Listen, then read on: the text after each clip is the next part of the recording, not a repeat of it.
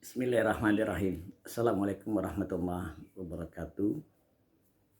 Bapak-bapak dan ibu-ibu, rekan-rekan sekalian, bagi siapa saja yang akan membagi warisan, ya, maka dia harus mengetahui tentang siapa saja yang menjadi ahli waris. Ini perlu diketahui biar apa? Biar kita nggak salah, ya, dalam bagi waris, biar kita nggak salah. Jangan sampai yang berhak mendapatkan waris nggak dapat, justru yang tidak berhak mendapatkan harta waris itu. Nah, ini berbahaya, ya. Kita bisa berdosa nanti. Maka untuk itu kita coba mengetahui para ahli waris siapa saja, ya. Nah, semua, ya, ahli waris itu ada 25 kelompok, ya. Saya katakan 25 kelompok karena kalau saya sebutkan langsung, misalkan cucu atau anak gitu. Kan cucu atau anak itu bukan cuma seorang, bisa 2 orang, 3 orang dan selanjutnya, ya. Jadi saya mengatakan kelompok. Jadi kelompok anak, kelompok cucu, keponakan begitu juga. Termasuk kelompok istri, ya. Kalau istrinya lebih daripada satu namanya kelompok. Nah, kelompoknya ada 25 kelompok. 25 kelompok. 15 dari jalur laki-laki dan 10 dari jalur perempuan. Nah, ini ya. Jadi 25 semuanya, 25. Nah, sekarang kita mulai dari ahli waris dari jalur laki-laki. Nah, kita ikuti pelan-pelan. Yang pertama adalah anak laki-laki. Ya, anak laki-laki ya pastinya. Kemudian yang kedua adalah cucu laki-laki dari jalur laki-laki. Ya, saya ulangi, yang kedua adalah cucu laki-laki dari jalur laki-laki.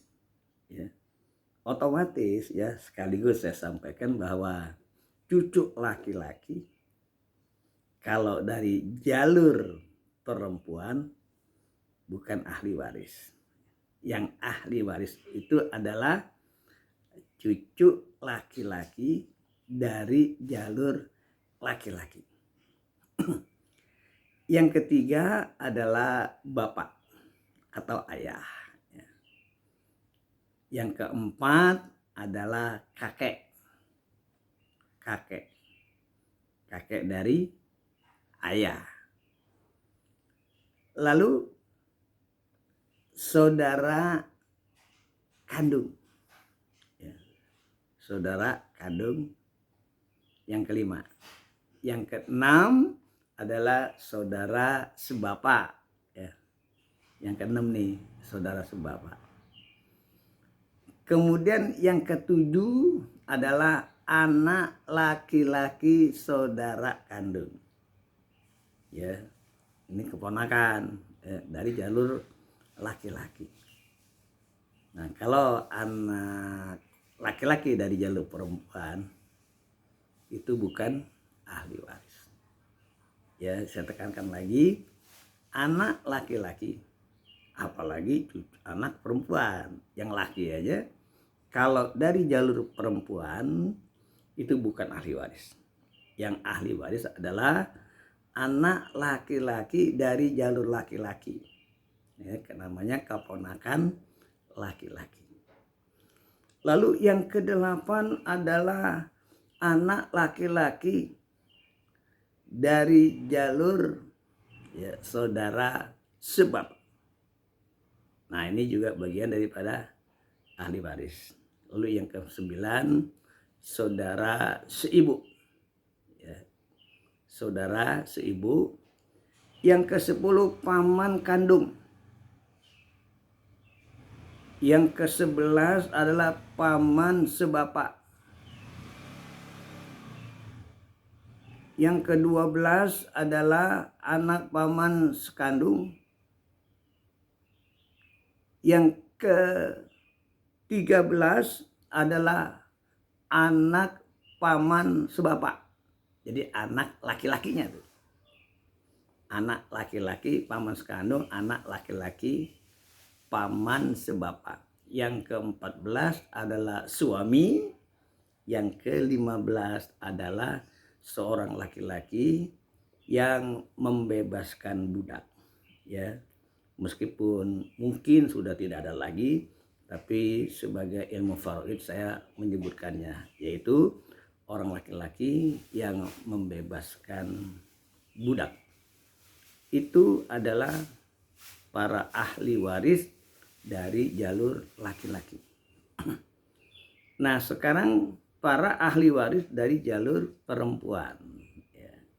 Kalau tadi yang laki-laki, ya, ahli waris jalur laki-laki ada 15, yang ini dari jalur perempuan ada 10. Ya. 10. Yang pertama adalah anak perempuan. Ya. Anak perempuan. Yang kedua adalah cucu perempuan dari jalur laki-laki. Ya, saya ulangi, cucu perempuan dari jalur laki-laki. Kalau dari jalur perempuan nggak dapat. Yang ketiga adalah ibu. Yang keempat nenek dari ibu. Yang kelima nenek dari bapak. Yang keenam saudari kandung. Ya. Yang ketujuh saudari sebapak. Ya. Yang kedelapan saudari seibu. Ya, saudari lengkap tuh, saudari sebapak, saudari kandung, saudari sebapak, saudari seibu. Kemudian yang ke-9 adalah istri. Ya. Istri juga ahli waris. Yang ke-10 adalah wanita yang membebaskan budak.